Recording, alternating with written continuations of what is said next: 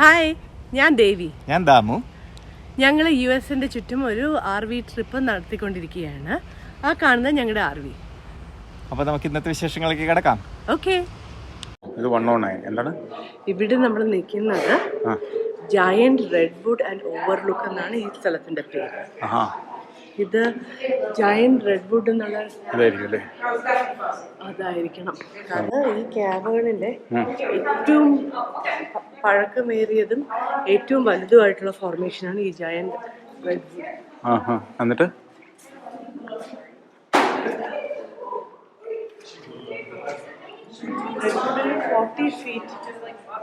40 feet height ഉണ്ട്. എന്നിട്ട് 120 feet circumference ഉണ്ട്. എന്ത് വലുതാണ്. എന്നിട്ട് അതിന്റെ പ്രായം അവർ ഉദ്ദേശിക്കുന്നത് 7 million years. ഇതിന്റെ പ്രായമുള്ളൂ 450 million. അപ്പൊ ഇത് 7 million ആണ്. കമ്പാരിറ്റീവ്ലി പയ്യനാണ്. കൊള്ളാം. വലിയ റൂമല്ലേ. എന്തിനു ഓവർലുക്ക് എന്ന് പറയാൻ കാരണം? പക്ഷെ അത് നെക്സ്റ്റ് ഓവർലുക്കില് ജയൻസ് ഹാളും പിന്നെ കുറച്ച് അൺയൂഷ്വൽ ആയിട്ട് താഴേന്ന് വരുന്ന സാധനമില്ലേ, സ്റ്റാലഗ്മൈറ്റ്സും, അത് കാണും. അപ്പൊ അതിനെ ആക്ച്വലി ടോട്ടം പോലത്തെ ആ ഓവർലുക്ക് ആയിരിക്കുന്നുണ്ട്. അവിടെയൊക്കെ നിൽക്കുകയല്ലേ ടോട്ടം പോൾസിനെ പോലെ ഇരിക്കും. അമേരിക്കൻ ടോട്ടം പോൾസ് എന്നാണ് റെഡ്വുഡ് ട്രീ. എന്താണ് പറഞ്ഞത്? അതെ, റെഡ്വുഡ് ട്രീ പോലെ ഇരിക്കുന്നതാണ്. അമേസിംഗ്. ശരിക്കും ദിസ് ഈസ് ദ ഓവർലുക്ക്. കേട്ടോ, this is the overlook. Totem pole പോലെ ഇരിക്കുന്നത്. നമ്മൾ കുത്തം എന്നായിരുന്നു വിളിക്കും. എന്താല്ലേ ഇത്. My goodness, it's just amazing.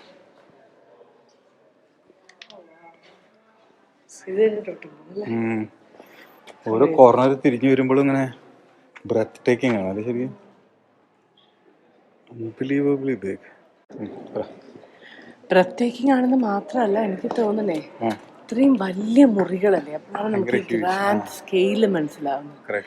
നമ്മൾ മാമത്ത് കേവ്സിലൊക്കെ പോയപ്പം ഇത്രയും ബ്രെത്ത് ടേക്കിംഗ് ആയിരുന്നില്ല അവിടെ.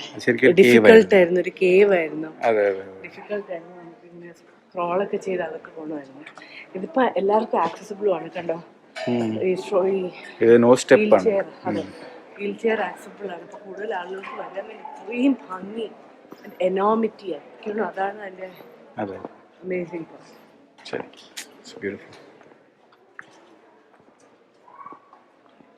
ഇതിങ്ങനെ ഫുൾ ടൈം വീഡിയോ ഓൺ ചെയ്ത് വെച്ചിങ്ങനെ നടക്കാനായിട്ടാണ് തോന്നുന്നത് അല്ലേ? 110 എന്താണ്? 110 എന്താന്ന് പറഞ്ഞാല് ശരിയാണോ വിളിക്കുന്നതെന്ന് അറിയത്തില്ല. അത് ഡ്രേപ്പറി ഫോർമേഷൻ ആണോ? ഇതല്ലേ? കണ്ടോ, ഇത് ഡ്രേപ്പറി. അതുമൊക്കെ ഡ്രേപ്പറി പോലെയല്ലേ നടക്കുന്നത്. അവിടെ കണ്ടോ, പ്രോപ്പർ ഡ്രേപ്പറി പോലെയാണ്. നാഷണൽ ജോഗ്രഫിക്ക് പറയുന്നത് ഇത് ബെസ്റ്റ് ഇൻ ദ വേൾഡ് ആണെന്നാണ്. ഡ്രേപ്പറി ടൈപ്പ് ഫോർമേഷൻസ്. ഫ്ലോ സ്റ്റോൺ വലുതാവും തോറും അത് ലോങ്ങറും തിന്നുമാവും, ചിലപ്പം ട്രാൻസ്ലൂസൻ്റ് ആവും. അതുകൊണ്ടാണ് ഈ ഡെലിക്കേറ്റ് കർട്ടൺ ലുക്ക് വരുന്നത്.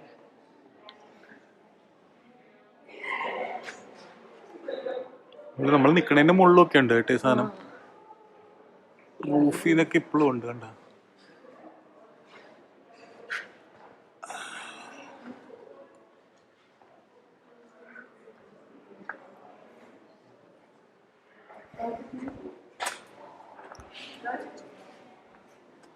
ഈ ഡ്രേപ്പറിയുടെ ഇത് കണ്ടത് നമ്മൾ അടുത്ത് വരുമ്പോഴാണ് കൂടുതൽ കാണാവുന്നത്. ഡ്രേപ്പറിയുടെ തിക്നെസ് കണ്ടോ.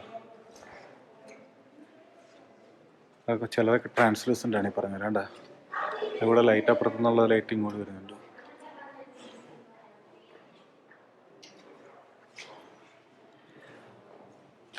ഇപ്പം നമ്മളെന്ന വഴി കൂടെ നടന്നു പോകുമ്പോൾ തന്നെ വരയിരിക്കുന്നു. നമ്മൾ ആ ഡ്രേപ്പറി കണ്ടതിൻ്റെ തൊട്ട് സൈഡിലാണ്. ഇത് പ്രോപ്പർ ശിവലിംഗം. ഇതേ ഇവിടെ ഒരു ശിവലിംഗം വരും. ശിവലിംഗം. Please use hand rail. തലംകുത്തി വിഴുന്നില്ല പേട്ടാ, അതായിരിക്കും സ്ലിപ്പറി ആയിരിക്കും. കണ്ണെവിടെ? ആ കാണുന്ന അത് ഫോളൻ സ്റ്റാലക്ടൈറ്റ് ആണ്. അത് മുകളിൽ ആ കേവിന്റെ മുകളിൽ നിന്ന് പൊളിഞ്ഞ് വീണതാണ്. അപ്പൊ ഇവര് പറയുന്നത് ഒരു 7000 വർഷം മുമ്പ് ഇവിടെ ഒരു മാസീവ് എർത്ത് ക്വേക്ക് ഉണ്ടായി ഈ സ്ഥലത്ത്. അപ്പോൾ 7000 വർഷം മുമ്പത്തെ ആ എർത്ത് ക്വേക്കിലാണ് ഇത് പൊളിഞ്ഞു തീർന്നത് എന്നാണ് ഇവർ വിചാരിക്കുന്നത്. എന്നിട്ട് ഈ സ്റ്റാലക്ടൈറ്റ്സിനെ അടുത്തായിട്ട് ചേർന്നിരിക്കുകയല്ലേ, ഇപ്പം അത് പൊളിഞ്ഞ് വീണതാണെന്ന് മനസ്സിലാവുന്നുണ്ട്. ബാക്കി പീസുമായിട്ട് അറ്റാച്ച്ഡ് ആയിട്ടിരിക്കുകയല്ലേ. അപ്പോൾ ആ പീസുമായിട്ട് അറ്റാച്ച്ഡ് ആയിട്ടിരിക്കുമ്പം അതിൻ്റെ ആ ഫ്യൂസിങ് എല്ലാം വച്ചിട്ടാണ് ഇവർ ആർക്കിയോളജിസ്റ്റ് ഇതിൻ്റെ ടൈമിങ് എപ്പോഴായിരിക്കും വീണിട്ടുണ്ടാകുന്നൊക്കെ കണ്ടുപിടിക്കുകയാണ്. എന്നിട്ട് അവർ പറയുന്നത് 120 years ആണ് ഒരു ക്യൂബിക് ഇഞ്ച് വളരുന്നത്. 120 years. അതുകൊണ്ടാണ് ഇവര് ന്യൂ ഗ്രോത്ത് 10,000 years എന്ന് പറയുന്നത്. ആ മുകളിൽ കണ്ട ഇപ്പൊ ശരിക്കും കാണാം അതിന്റെ ആ ഡ്രേപ്പറിയുടെ ട്രാൻസ്ലൂസന്റ് നേച്ചർ. ഓ അത് ശരിക്കും ലൈറ്റ് വരുമ്പോൾ ലൈറ്റ് അകത്ത് കൂടെ വരുന്നത് ഭയങ്കര ബ്യൂട്ടിഫുൾ ആയിട്ടുണ്ട്. തുണി കിടക്കുന്ന പോലെയാണ് ശരിക്കും തുണി. ഇവൻ നേരിട്ട് കാണാനും നമുക്ക് തുണി കിടക്കുന്നത് ഫോട്ടോയിൽ മാത്രമല്ല. ഈ കാണുന്നതാണ് ജയൻസ് ഹാൾ. അപ്പൊ ഈ ജയൻസ് ഹാളിന്റെ സെന്ററിൽ ആണ് ഡീപ്പസ്റ്റ് പാർട്ട് ഓഫ് ദി കാവേഴ്സ്. അപ്പൊ ഇത് ഇപ്പൊ നമ്മൾ നിൽക്കുന്ന സ്ഥലം 164 feet below the surface of the earth ആണ്. നമ്മൾ മുകളിൽ നിന്ന് വന്നതിനെക്കാട്ടി 164 അടി താഴെ എത്തി. ഇതാണ് ഡീപ്പസ്റ്റ് സോൺ. എന്നിട്ട് ഇവിടെയാണ് ഏറ്റവും വലിയ മുറി ഇവിടെയുള്ളത്. ഏറ്റവും ഇത്രയും സ്പേസ് ഉള്ളത് ഇവിടെയാണ് ഏറ്റവും അധികം. എന്നിട്ട് ഇതിന്റെ കോളസ് ഫോർമേഷൻ ഇല്ല, ആ കാണുന്നുണ്ടോ നേരെ കാണുന്നു, അതിന്റെ പേര് double column. Double column. Okay. അത് 47 feet പൊക്കം ഉണ്ടായിരുന്നു. 47 feet. ഓക്കേ. എന്നിട്ട് ഇതിന് 2 കാവേൺ ഫോർമേഷൻസിന്റെ എക്സാമ്പിൾ ഉണ്ടെന്നാണ് പറയുന്നത്. പല ഫ്രണ്ടിൽ കാണുന്നില്ലേ റൈറ്റില്, അത് stalactite from the ceiling all the way to the floor ആണ്. സ്റ്റാലക്ടൈറ്റ് മീറ്റ് ചെയ്യുന്നത് അല്ല, stalactite all the way to the floor ആണ്. അതിന്റെ ലെഫ്റ്റ് സൈഡിൽ ഇങ്ങനെ ഈ ലെയർ ലെയറായിട്ട് വരുന്നത് സ്റ്റാലക്മൈറ്റ് ആണ്. അത് ഫോം ചെയ്യുന്ന, അത് ഫ്ലോറിൽ നിന്ന് തറയിൽ നിന്ന് മുകളിലോട്ട് വന്നിരിക്കുന്നതാണ്. അത് പക്ഷെ തറയിൽ നിന്ന് മുകളിലോട്ട് പോയി സീലിംഗ് വരെ ഏകദേശം എത്തിയിട്ടുണ്ട്. That's good. That's a very good example. അല്ലേ, രണ്ടും ഒരൊറ്റ അടിക്കുകയാണ്. അതെ, ഇവര് രണ്ടുപേരും മീറ്റ് ചെയ്തില്ല. സാധാരണ ഈ കോളംസ് വരുന്നത് സ്റ്റാലക്ടൈറ്റും സ്റ്റാലക്മൈറ്റും കൂടെ മീറ്റ് ചെയ്യുമ്പോഴാണ്. ഇവരുടെ കേസിൽ മീറ്റ് ചെയ്തില്ല, പക്ഷെ അവർ അടുത്തടുത്തായിരുന്നത് കാരണം സൈഡ് ബൈ സൈഡ് ആയിട്ട് ജോയിന്റ് ആയി. ഇത് സ്റ്റാലക്മൈറ്റ്, ഇത് സ്റ്റാലക്ടൈറ്റ്. കറക്റ്റ്. അതും രണ്ട് ഡിഫറെന്റ് രീതിയിലുള്ള ഭംഗിയല്ലേ അതിന് കാണാനേ. ഒന്നിങ്ങനെ വീണ പോലെ ഇരിക്കുന്നു. അവിടെ എന്തോ കയറാൻ പാടില്ലാത്ത സ്ഥലമാണ്. അപ്പോൾ ആൾക്കാർ പോയി കയറുമ്പോഴാണ് ഈ വളം വയ്ക്കുന്നത്. ഇതൊക്കെ നല്ല ആക്റ്റീവാണ്. ഇപ്പം വെള്ളം വീണുകൊണ്ടിരിക്കുക അതിൽ കൂടെയൊക്കെ. ഡ്രേപ്പറി ഫോർമേഷൻ. അപ്പോൾ ഞാൻ ഇതിൻ്റെ താഴെ നിൽക്കായിരുന്നു കേട്ടാ. കാണുമ്പോൾ പെട്ടെന്ന് നോക്കുമ്പോൾ പേടിയോ കണ്ടോ, ഇതിൻ്റെ തൊട്ട് താഴെ കണ്ട കടങ് എങ്ങാനും പൊട്ടി താഴെ വീണാലുണ്ടല്ലോ വീഴൂല എന്നുള്ള ഒരു ധൈര്യത്തിൽ നിൽക്കാം അല്ലേ. ഇതുപോലെ നമ്മൾ നടക്കുന്നതിൻ്റെ ഒക്കെ മുകളിലുണ്ട്, ഇങ്ങനെ നിറച്ചുണ്ട്. ഇത് കത്തീഡ്രലാണ്. പണ്ട് ബോൾ റൂംസ് ഉണ്ടായിരുന്നു. ഒക്കേഷനിൽ ബോൾ റൂം ഡാൻസസ് ഇവിടെ നടത്തിയിരുന്നു.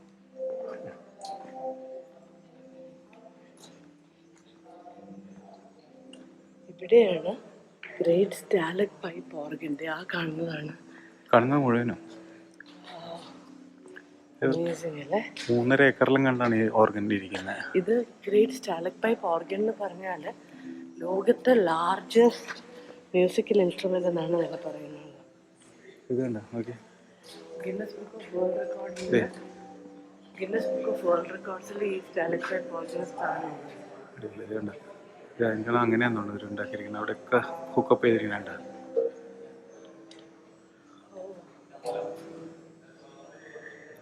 ഇതിന്റെ ശബ്ദങ്ങൾ വെച്ചിട്ടാണ്. ഇത് 1954 ഇൻവെന്റ് ചെയ്തതെന്ന് തോന്നുന്നു. അല്ലേ? ആ നോട്ട് വരുമ്പോൾ കറക്റ്റ് എന്ന് പറഞ്ഞ് ഇവിടെ കണ്ട് അടിക്കുന്നവരാ ചെയ്തു. ഇതൊക്കെ വയർ ചെയ്ത് വെച്ചിരിക്കണ്ട.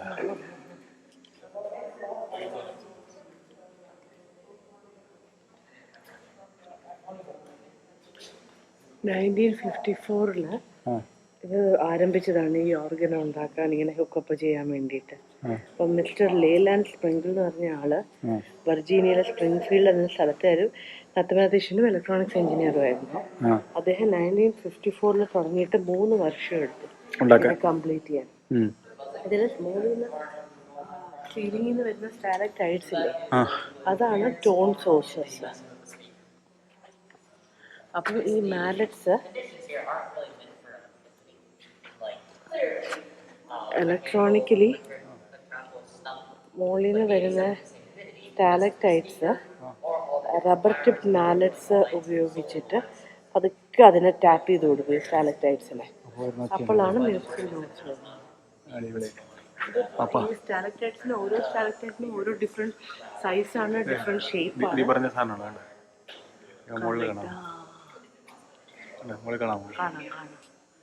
ഇതിന്റെ ഓരോന്നിന്റെ ഷേപ്പ് സൈസും ഡിഫറെന്റ് അല്ലേ, അതുകൊണ്ടാണ് പല പല rubber mallet. Rubber mallet waiting അടിക്കും. അമേസിങ് അല്ലേ? ഇത്രയും സ്ഥലത്തുമാര് ആ ഒച്ചയൊക്കെ കണ്ടുപിടിച്ച് അതിന് ടോൺ മെയിൻറ്റെയിൻ ചെയ്യണമെന്ന് അറിഞ്ഞല്ലോ over the period of time. എന്നിട്ട് ഈ മാലറ്റ്സ് 3.5 ഏക്കേഴ്സിലുണ്ടെന്ന്.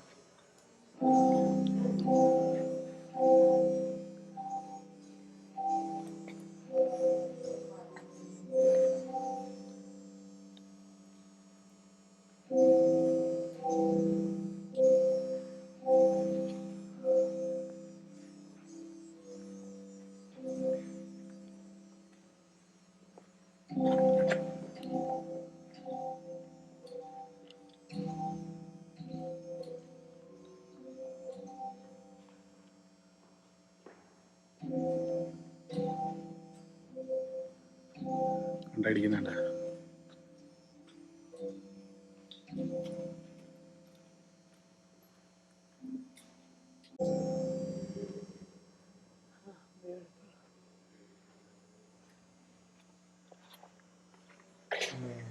പരിപാടിയാണ് ചെയ്ത് വെച്ചിരിക്കുന്നത്. അപ്പോൾ ഇത് വേണമെങ്കിൽ ഈ പെർട്ടിക്കുലർ ഓർഗൻ വെച്ച് അത് പ്ലേ ചെയ്യാമെന്ന് പറയുന്നത്. ഈ ഓർഗൻ വെച്ച് കഴിഞ്ഞാൽ അത് കണക്റ്റഡ് ആണ്, അല്ലെങ്കിൽ കമ്പ്യൂട്ടറൈസ്ഡ് ആയിട്ട് കണക്റ്റഡ് ആണ്. നമ്മളിപ്പോൾ വീണ്ടും പോയിക്കൊണ്ടിരിക്കുകയാണ്. എവിടെയാണ് ഇപ്പോൾ നമ്മൾ അടുത്ത് പോകുന്നത്? 115. Please do not touch. ഏത് വെള്ളമോ അടുത്ത് പോകുന്നത്? അത് ശരി. നമ്മൾ പോകുന്നത് deepest body of water inside the cave.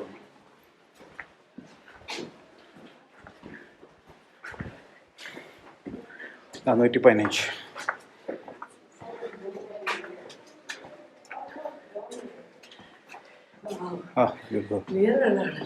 Clear ഉള്ള ആൾക്കാരൊക്കെ പക്ഷെ പൈസ എറിഞ്ഞ് നശിപ്പിച്ചു.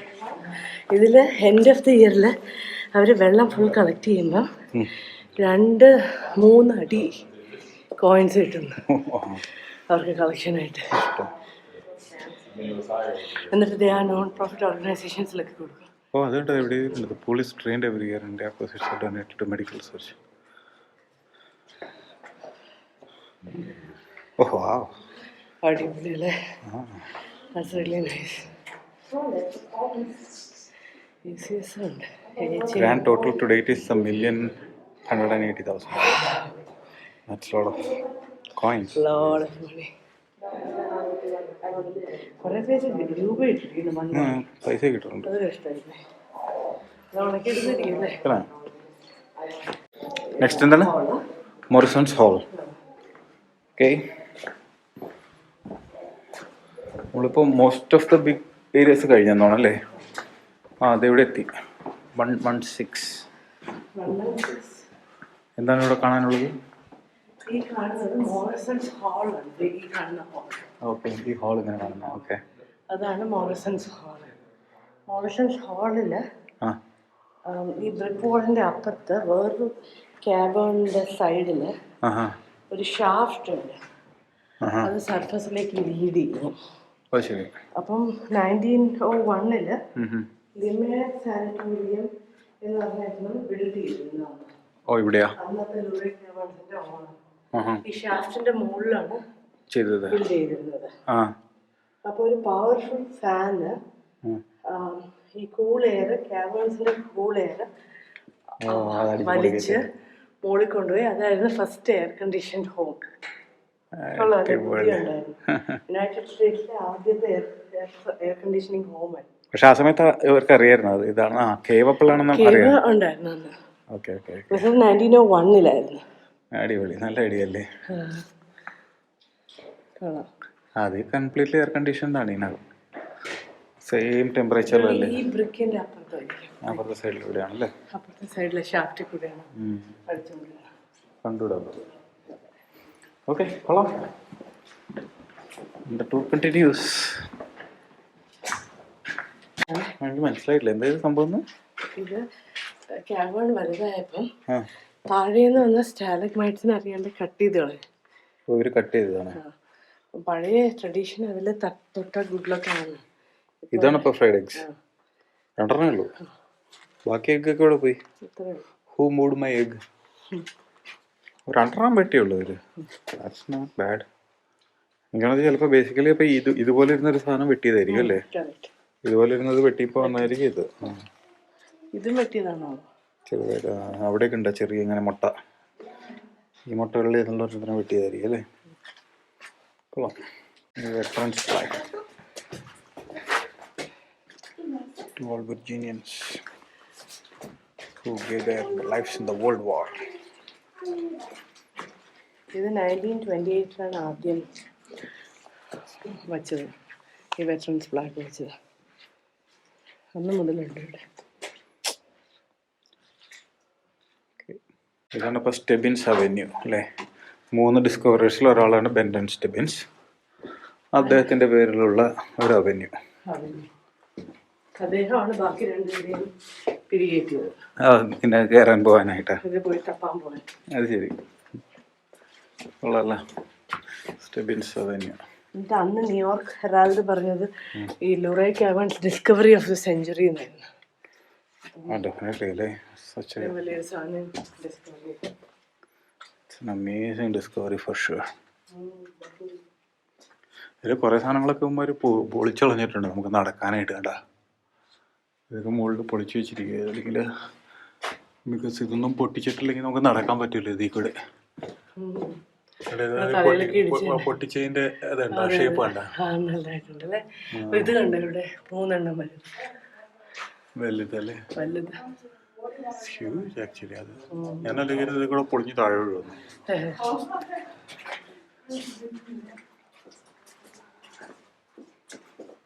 ചില ഭാഗത്തൊക്കെ നമുക്ക് ജസ്റ്റ് നടക്കാനുള്ള ഒരു ഹൈറ്റേ ഉള്ളൂ. സ്റ്റെബിൻസ് അവന്യൂ കണ്ടമാനം സ്റ്റാലക്ടൈറ്റ്സ്, സ്റ്റാലഗ്മൈറ്റ്സ്.